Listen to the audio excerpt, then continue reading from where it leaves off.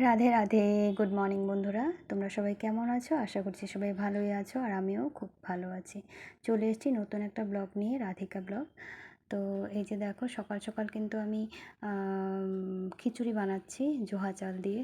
মানে আজ মা একটু দূরে যাবে, মানে যেখানে ভর্তি হয়েছে সেখান থেকে একটু দূরে যাবে, তো সেখানে একটু চেক আপের জন্য যাবে। তো সারাটা দিন হয়তো থাকতেও হতে পারে, তার জন্য একটু জোহা চাল দিয়ে খিচুড়ি করে দিচ্ছি, যদি টাইম পায় একটু খেয়ে নেবে বাবা। আর মা তো খেতেই পারবে না বন্ধুরা। তো এই যে দেখো, আমি একবারে মানে ভেজেই বসিয়ে দিয়েছি। ডালটা আগে একটু ভেজে নিয়েছি, তারপরে এই যে সম্বার দিয়ে একবারে সবজি টবজি সব একসাথে মিলিয়ে ভেজে বসিয়ে দিয়েছি কুকারে। তো এই যে দেখো, এদিকে কুকারে হলো খিচুড়ি, আর এদিকে আমি চা করে নিলাম। আর বাবা তো সকালেই চলে গেছে 6টার সময়, তখন আর চা খায়নি। এখন হাজব্যান্ড নিয়ে যাবে,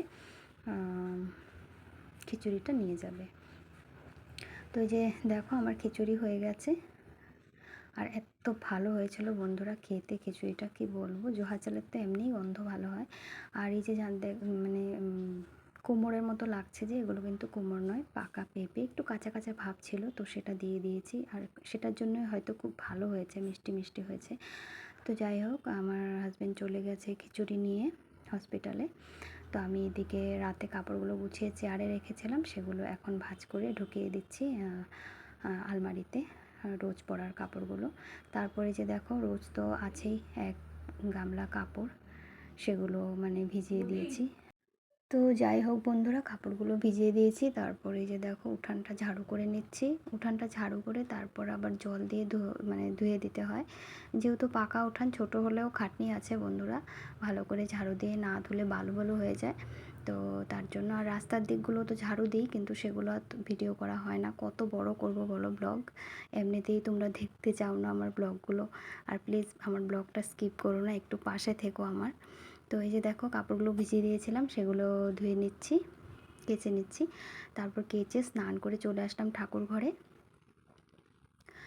তো আমার পুরনো বন্ধুদেরকে তো অসংখ্য অসংখ্য ধন্যবাদ আমার পাশে থাকার জন্য। আর যারা আমার নতুন বন্ধু আছো তাদেরকে কিন্তু যদি আমার ভিডিওটা ভালো লাগে, প্লিজ আমার পাশে থেকো, আর আমাকে একটু সাপোর্ট করো বন্ধুরা। তোমাদের সাপোর্ট যদি না পাই তাহলে আমি কিভাবে এগিয়ে যাব বলো। আর তোমরা তো জানোই আমি অনেক দিন ধরেই ব্লগ দিচ্ছি, কিন্তু খুব যদি একটু ভালো করে পাশে পেতাম তোমাদেরকে, তাহলে আরও একটু সাবস্ক্রাইবার আমার বাড়তো। কিন্তু জানি না কেন, হয়তো আমার ব্লগ তোমাদের ভালো লাগে না, তার জন্য তোমাদেরকে পাশে পাই না। তো একটু দেখো, একটু পাশে থেকো বন্ধুরা। তো এই যে দেখো, স্নান করে পুজো করে চলে আসলাম রান্নাঘরে। তো এইদিকে ফলি মাছ এনেছিল, একটু পাতলা করে ঝোল বানাবো। এদিকে ভাতও হয়ে গেছে, ভাতটা আগেই বসিয়েছিলাম। তো ফলি মাছ খেতে তো আমি একদমই ভালোবাসি না, তো ও ভালোবাসে। তো বললো যে আলু কোয়াশ দিয়ে পাতলা করে ঝোল করতে, কিন্তু আমি আলু কোয়াশ দিয়ে করছি না, একটু জোহা ভোল দিয়ে করছি। জোহা ভোল দিয়ে করলে না খুব ভালো লাগে বন্ধুরা, গন্ধটা খুব ভালো হয়। কালো জিরা সম্বার দিয়ে জোহা ভোল দিয়ে এই যে দেখো বসিয়ে দিলাম মাছের ঝোল। তো দিনে তো আর মায়ের কাছে যেতে পারি না, রাতেই যাই। তো সংসারের কাজ করতে করতে আর যাওয়া হয় না, তো রাতেই সব কিছু সামলিয়ে সন্ধেবাতি দিয়ে ঠাকুর শয়ন দিয়ে তারপর চলে যাই। তো এই যে দেখো, আমি মাছের ঝোলটা কষিয়ে বসিয়ে দেবো এখন, জল দিয়ে দেবো। তো এই যে দেখো, জল দিয়ে দিলাম, একটু পাতলা করেই করব।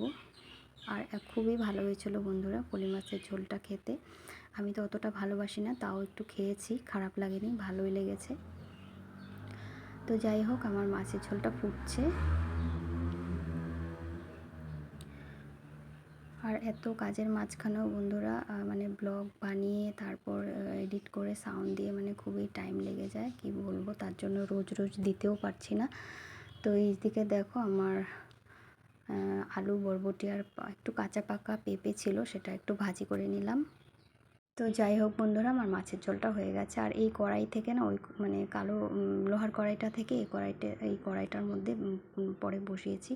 তো যাই হোক দেখো, ওকে দিয়ে দিলাম মাছের ঝোল আর ভাত। সকালে অফিসে চলে যাচ্ছে, ছেলেকেও দিয়ে দিলাম ভাত। আর এইদিকে দেখো, যাবতীয় বাসন ছিল সেগুলো রান্না বান্না করে মেজে নিচ্ছি। তো বন্ধুরা জানোই তো তোমরা, রান্নার পরে কত বাসন বের হয়। এই যে দেখো, আমার অনেক বাসন বের হয়ে গেছে। তো এখন এগুলো মাজা ঘষা করবো, তারপর একটু রেস্ট করব, খাওয়া দাওয়া করে তারপরে আবার বিকালের কাজ। তো বন্ধুরা, সবাই যদি আমরা সবাই পাশে থাকি তাহলেই কিন্তু একটু এগিয়ে যেতে পারবো। তো আজকের জন্য আমার ব্লগটা এখানেই শেষ করছি বন্ধুরা। তোমরা ভালো থেকো, সুস্থ থেকো, দেখা হচ্ছে আবার নেক্সট ব্লগে। তো আজকের জন্য আমার ব্লগটা এখানেই শেষ করছি। রাধে রাধে, হরে কৃষ্ণা।